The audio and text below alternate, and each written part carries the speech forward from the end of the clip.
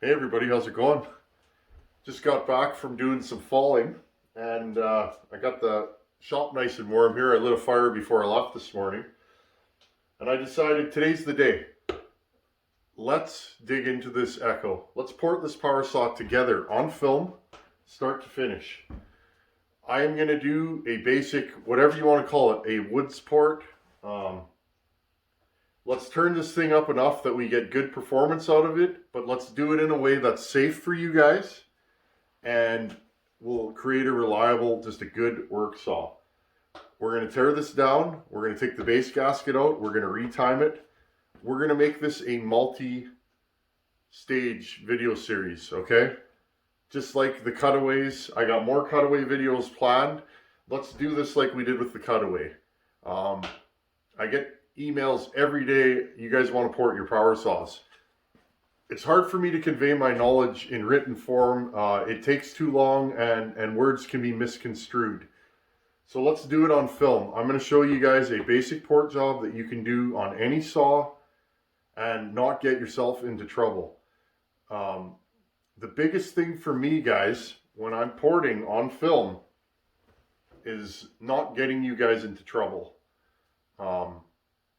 A lot of the saws I build are warm, and warm saws, you're splitting hairs. There's a margin of error that if you cross that line, you're either going to have a saw that doesn't make any power, doesn't pull, and or you're going to have a saw that just scatters parts. Now, I don't want that to happen to you guys.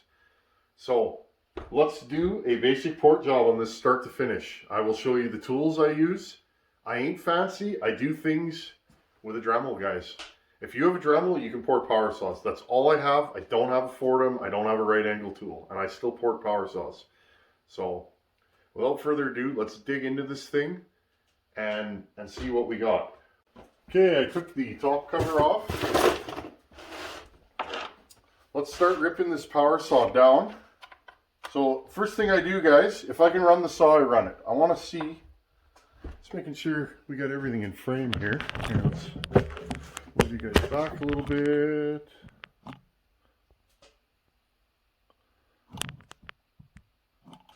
Okay.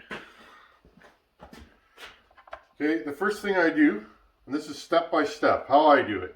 Now, there's other ways to do it. If you do it different for me, that's cool. This is just how I do it. This is what works for me. You got to modify.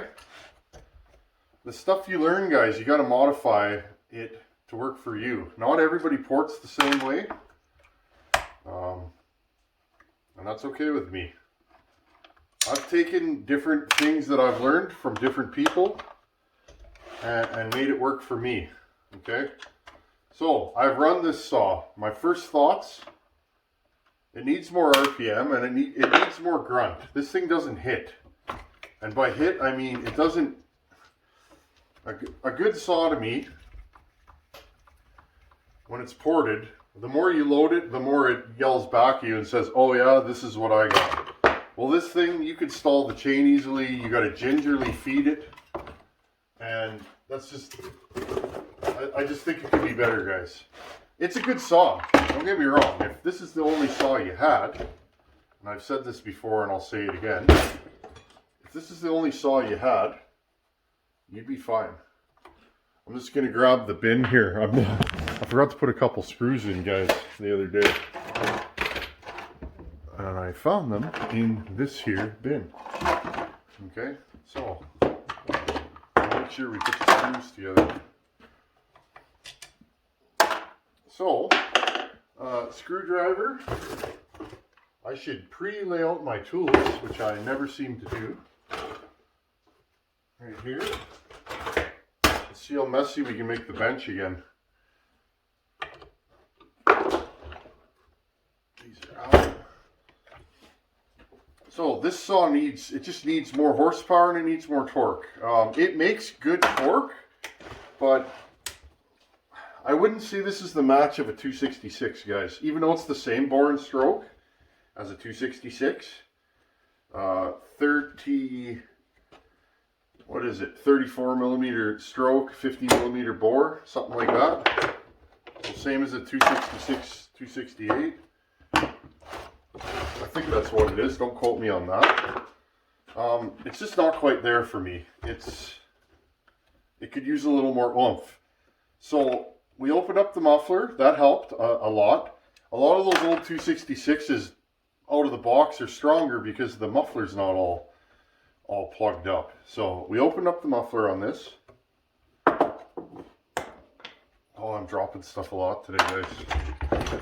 On space. Okay, we'll put this under the bed. So right out of the box, those 266s just got more grunt, I think. So we'll see where this lines up with other saws.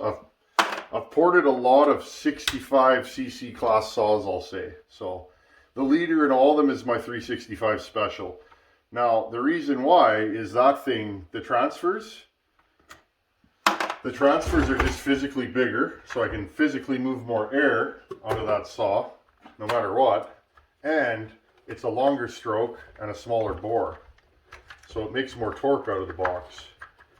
So which is surprising with this thing because it almost feels like it's a long stroke saw. Okay, I'm going to blow this thing out. Super important, cleanliness is my thing. We're going to blow this thing out. Just give me a second here, guys. Okay, we got her as clean as we need to. I'm going to bring you guys in closer here so you guys can have a better look at the saw. Okay, so you want to port your power saw. Well, first thing, to me, I want to get this top end off. Need to have a better look at it. See how much fuel we got on this thing. Oh, she's got some fuel. Not too bad. Okay, well, we'll plug the fuel line as we take it off. Oh, this thing's still filthy. We got to blow out the bottom here. We're going to take this power saw right down. There's something going on with these mounts, guys. I'm not sure. A lot of the screws in this thing were loose. And I'm not sure.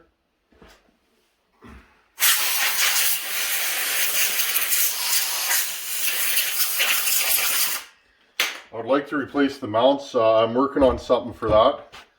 More about that when it happens, when I have time.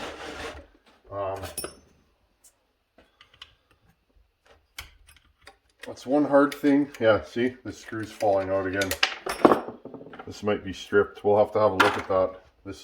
I noticed this thing was like a wet noodle when I was running it last time, and I see that screws come loose again for the second time. Oh, okay. Fuelage. Just plug it with something. Okay. Oh, we dealt with that pretty good. Okay. I really like this throttle linkage. It just kind of sits there and it just pushes on it, so it's easy. These things are actually ridiculously easy to work on. I would say easier than 272, 266, which is one of the easiest saws I've ever touched. So, and this is actually very similar. I have a feeling Echo looked at those saws and said we can do that. Whether it's better or not is subjective. Okay, so we got all this off. This tray is broken. Again, I'm looking for another one of these. I might have a source. Just have to, again, when I have time, there's a fella that has Echo parts. So hopefully, I would like to make this thing as good as it can be. I got big plans for this saw, guys, and when it's done, we'll talk about that. As long as it ports okay. See, we're missing another screw. This thing's missing a lot of fasteners, guys. It's rattled itself apart over its life. Okay, I have no idea how this air intake comes off. Because again, I've never been inside this power saw. I have a feeling. Oh, let's find out. Oh, I see. Okay. So this flange goes that way. Okay, so we got impulse line. Good time to check out the intake boot. Now, we have no leaks of any kind on this saw. Fuel line comes out through here. Okay, well. Tin Man, drain your saws of fuel before you work on them. That's my move, guys. Patented Tin Man move. Again, crack the cap. Just like I showed you on Fab Willie's still there. Crack the cap. Pull the fuel line. Replug it, and then we leaked a little fuel, but that's okay. Okay, now what is holding this thing on? Probably something to do with the impulse line.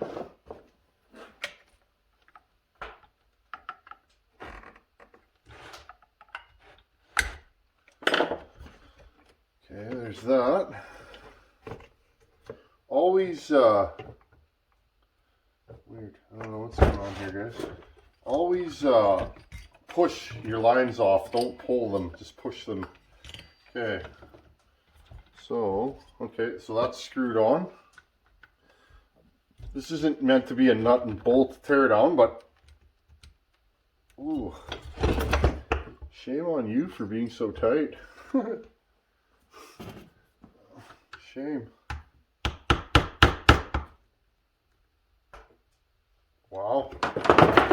Okay, we might have to take this off from the other end, which doesn't look like fun because this auxiliary oil pump's in the way. I'm going to work on this screw, guys. Just give me a second. There we go, I got that screw to crack. Okay, so as you can see, I'm pretty much at the top end already.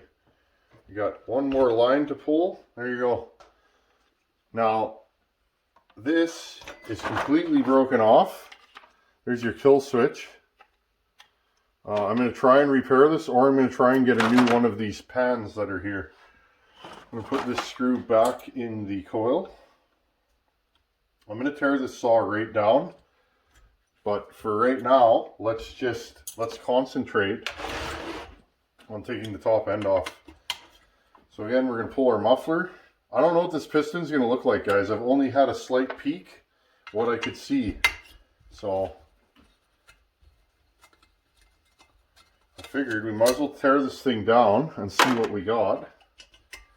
And then go from there. I hope you guys enjoy this series. Again, I try and share as much as I can with you guys without getting you into trouble. That's the key for me. Now, right about now, guys, if you wanted to take your clutch off, okay, I always forget to do this, and then it bites me in the butt later. If you wanted to take your clutch off right now,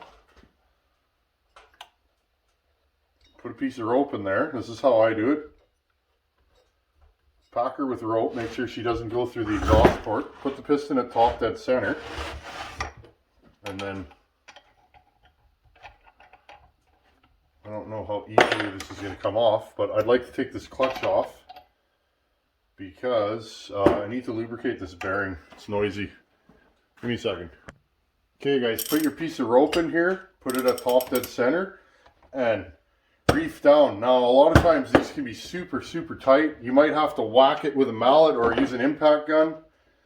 Now remember, when you put this back on, now ask me how I know this because I've done this a million times.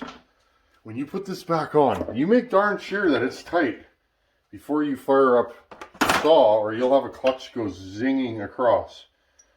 Sprocket's not even too bad on this, guys. Yeah, bearing's pretty dry. Okay.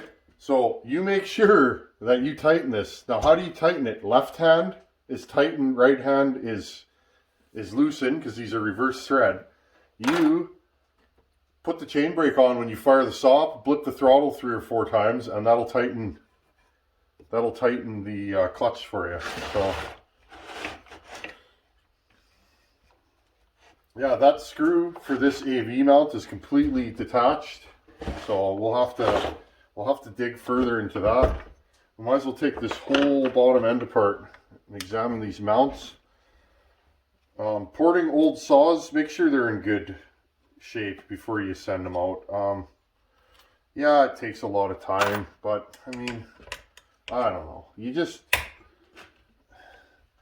This saw's clearly been beaten its whole life, and it's like, if you're going to go to the work of porting it, make sure everything's good, is what I say.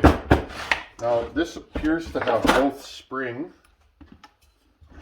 and rubber AV mounts, hybrid, like a lot of the new saws have. I have no idea how to get this plug out of here. Is that even a screw? Oh, that's a plug. Oh.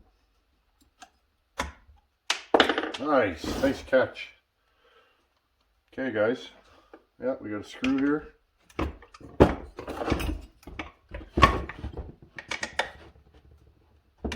There we go. Nice thing about this thing being so oily is most things are just coming loose. Okay. Oh, I see. That's just the limiter. Okay, well, these mounts are not in terrible shape. There's bushings in these. These mounts actually don't look too bad, so that's a good thing. So we gotta figure, we'll fix this. It keeps backing out from this tray right here, so I have a feeling that the hole might be stripped. Okay, let's take the coil off. Actually, let's take the coil now for this video. Let's continue to take the muffler off. Here's your fuel tank.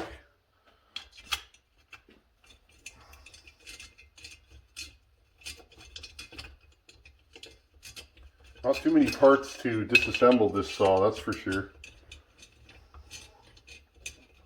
Again, guys, I hope you're enjoying this. The problem is when you know how to do something, you rush through it, and what I find is a lot of times I get emails from you guys, and you're like, how did you do that? And I think, well, it's right there. Well, then I go back and look at it, and I go, yeah, I kind of did that a little fast. So, I'll try and slow it down a little.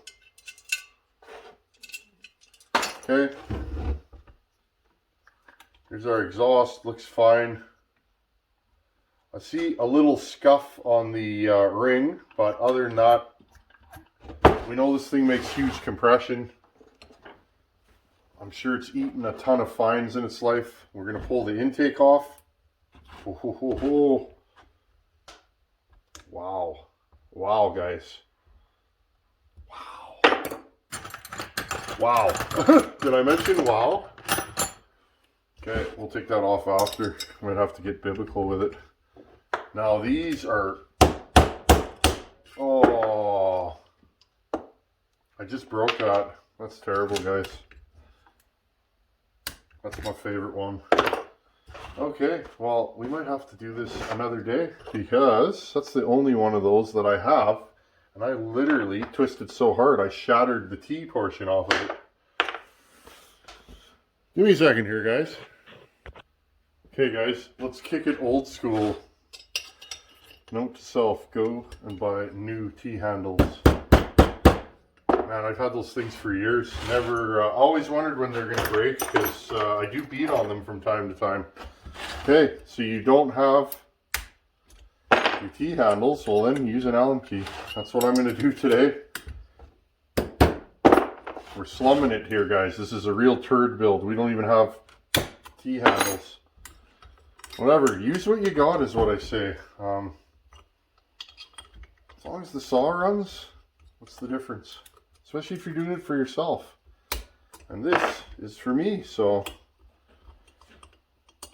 Okay, well those cracked nice.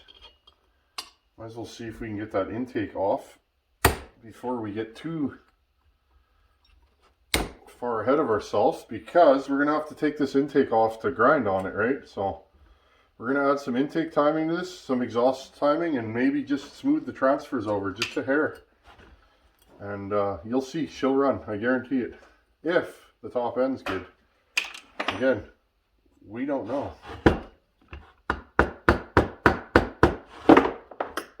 Ooh, that's good and stuck.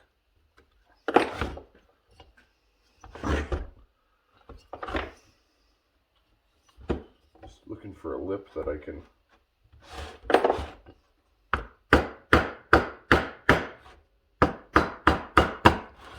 have a feeling that somebody glued that on. Okay, we'll deal with that later. That's what happens when you glue down parts. It feels good now until later when you got to pull them apart, and then you're like, ooh. Okay, just trying to do this as quick as I can, guys. Showing you the teardown of this saw, because I don't think there's a video of anybody tearing one of these down. There might be, but I haven't seen the whole internet. I'm trying to though, but the more I'm on YouTube, the less I watch YouTube. That's just a thing.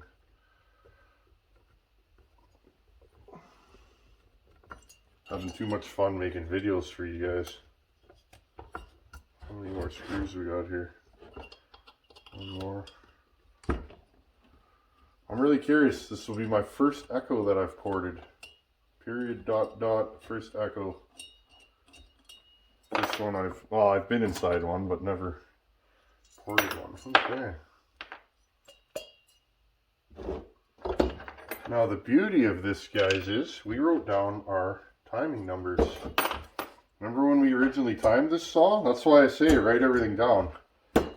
So we can do a base gasket delete. For those of you that don't want to port, oh, these cylinders so dirty. Look at this, guys. Look at the crap in there. And remember, we scraped on this. That was this side we got clean, but we couldn't get in there. That was the highlight of my YouTube career. Remember a 24-minute video of me scraping pitch off the saw. Oh, that was something. Okay. Oh, this thing's dirty, dirty, dirty. Okay. Let's try and... Oh, that stuff's hard. Let's see if we can get it off without it going that way. Just get the bulk of it off. There we go. I'm going to give this thing a good rinse after we're done porting it, but I'd like to mitigate the need to worry. Just try and keep your bottom ends clean. I mean, there, I already just got stuff in there. It is what it is. We'll get it out, but just try your best to keep this stuff out. There is always the potential, and I've never had it, that you could get it stuck in a bearing and overheat the bearing, blow it up. Okay. Okay, we'll call that good. Give her a little wipey here. Okay, I'm going to get you guys in close here. Let's look at this bottom end. Okay, guys. So, here's your bottom end. Alright, I forgot we have the coil on there. Here's your bottom end. Now, what you want to do is... See, there's a slight discoloration here, but it's not blue. It's dark brown. Underneath the piston is actually quite clean. If that's blue, often that means this crank has been heated, and that's when you have to decide whether you want to use the crank or not. Usually they're fine, but sometimes they're not. And if this lets go here, ooh, that's usually a completely destroyed saw. Again, you do what you want with your saws. I've risked it before, and I usually get away with it. Sometimes you don't, though, right? Just showing you guys. Okay, same thing. This, it's clean. There's no discoloration. Check. There's no up and down play. This, you'll feel side to side slop. That is completely normal. Up and down is what you're looking for. Okay, and there is none. Top of the piston is not too bad. I've seen worse. Normally you'll see a flame pattern on there and a fresher saw, but now see how pocked that is? This thing's eaten a lot of fines in its life. It's either that or it was detonating, but I'd say that's probably from fines smashing the top of the piston. Again, goes to show you how tough these echoes really are. I've seen that before. Put your light on here. Well, I'm going to tell you guys right now, this thing has very, very nice transfers. Here, let's get the flashlight. Okay, those are big, they're quad. It's compare this to a 266 top end. The legendary 266. Let's see, do I have a cylinder here? Here, let's grab a 281. 281 has the same size transfers as a 266. So this would be a Husqvarna Echo. Look at the difference. Slightly more squared off. They are wider and they're quad. That's cool. So we can do things with this, guys. Now let's do a top end inspection. Let's give her a little wipe, because a lot of that is oil. I already see that there's some wear on this top end, but it's fine, right? I mean, you know, you don't always have to go new on everything to have a good running saw. There's a few marks.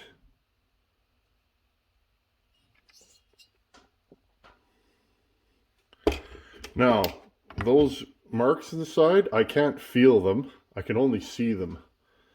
So, see that, guys, right there? I can only feel it. I can't see it. So I'm going to call that good. We'll clean this piston or this cylinder up. Now, piston, exhaust side, not bad at all. Some pistons stain like this. I think that's from heat and the oil that's being used. It doesn't look like blow-by to me because it's black on top of the top ring, but the middle's brown, so I wouldn't say that. Blow-by, usually you'll see black right there. Okay, so let's bring you back out here.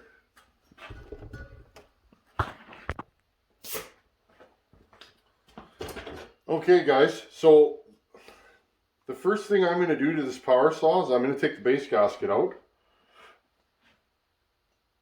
if I can. This thing's been warm many times, which like the gaskets are all dried on and stuck. So I just run a razor under it carefully. Especially if you don't have a lathe, you don't want to damage this mating surface. Okay, so we're going to have to take this base gasket off and clean it, or clean the cylinder, and then we'll put it back down, and we will retime this. Okay, we have to retime this because remember, when you drop the height of the cylinder, you're changing the port timing, where the port's open. Now, another thing I do for my own notes,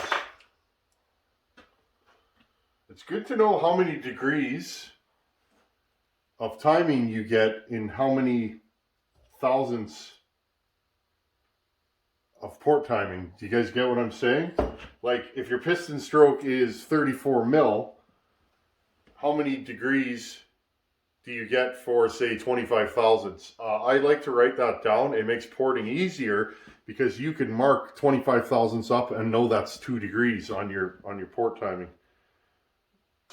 This is a very, very thin gasket. This gasket is miking at 12 thousandths of an inch. So we're not going to get a ton of timing out of that. I'd be surprised if we get a degree. But again, we wrote down our timing numbers in the last video when we first put a timing wheel on this, so we can actually see what did we get with that. Yeah, this is like a 10 thousandths gasket. So our squish on this saw, again, because we had the numbers, our squish is, oh, I did that on the last video. Our squish was 45 thousandths, I believe, when we measured it, 43 thousandths. So the squish now will be like 30, 33. That's fine, guys. I would prefer under 30. 20 to 25 is what I shoot for. But if it's not quite there, I don't split hairs, especially when you're building something like this. This is going to be a work saw. So there you guys go. In the next video on this series, we will put a timing wheel on this. We will retime the saw. We will zero the saw. Timing, zeroing your degree wheel and timing is the #1 thing, guys. If you don't zero it properly, you could be 2 or 3 degrees off on your exhaust roof or your intake timing, and that can completely ruin the build. That's why I keep showing you guys setting up a degree wheel. That is 9/10 of the battle. And then don't raise your exhaust too high and don't give it too much intake timing. That's it. It's very simple, guys. I'm going to say already, there's not a ton of work to be done to these transfers, guys. Even the intake, it's a very nice cylinder. Very, very nice. So I wonder who makes these. I have no idea. If any of you know, comment below. Very nice cylinder. Okay, so there we go. We are starting the Echo turd saw build. We are going to port it step by step. I'm going to slow it down and do videos like this so that you guys can see the full steps. Run the saw if you can. Make note. Is it fast? Is it torquey? How does the saw run? Okay? Number one thing, how does the saw run? Is it easy to tune? Does it have an air leak? Figure all those things out before you port it. Because if you port your power saw and it has an air leak, it's going to be 10 times worse when you're done. Ask me how I know. I've done it. So, right there, run the saw. Tear the saw down and you inspect everything. Pull up and down on those crank bearings. Okay? Make sure they don't move. Check your crank for discoloration. If it's discolored and blued, you might not want to use that crank. Check your piston for scoring. This one has a few scuffs on it. Nothing too bad though. Intake side's fine. I don't see a lot of wear on the bottoms of the piston. We're good. So right there, I'm going to say that we can port this power saw. Now I noticed something here, guys. This saw appears, now I could be wrong, this saw appears to have a 266 piston in it already. Let's explore that in the next video. Because something's going on here, guys. We got to figure it out. Anyhow, as always, thanks for watching. Take her easy. Later, guys. Till the next video.